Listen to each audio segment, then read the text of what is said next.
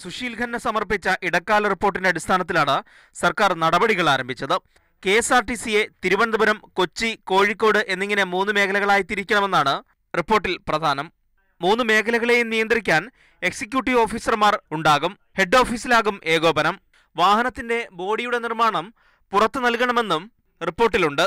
Bus body പുറത്ത് സ്വകാര്യ ഏജൻസികളെ ഏൽപ്പിക്കണമെന്നുള്ളതാണ്. കഴിഞ്ഞ ഏത് കാലഘട്ടത്തിലും ഇവിടെ ഇന്നത്തെ ഭരണകക്ഷി യൂണിയൻ ഉൾപ്പെടെ മുൻപിൽ നിന്ന് സമരം ചെയ്ത് കഴിഞ്ഞ കാലഘട്ടങ്ങളിൽ ഇത് ചെറുത്ത കാര്യമാണ്. ജീവനക്കാരുടെ എണ്ണം കുറയ്ക്കണമെന്ന റിപ്പോർട്ടിലെ നിർദ്ദേശവും സർക്കാരിന്റെ പരിഗണനയിലുണ്ട്.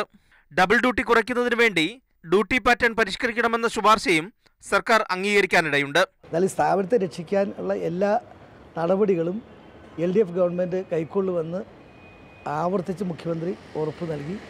അതിനുള്ള ത്യാഗം ഗവൺമെൻറ് മാത്രം പോരാ, തൊഴിലാളികളും ചെയ്യണം. സ്വാഭാവികമായിട്ടും തൊഴിലാളികളുടെയും കൂടി ഈ സംസ്ഥാനത്തിൻ്റെ പ്രശ്നമാണത്.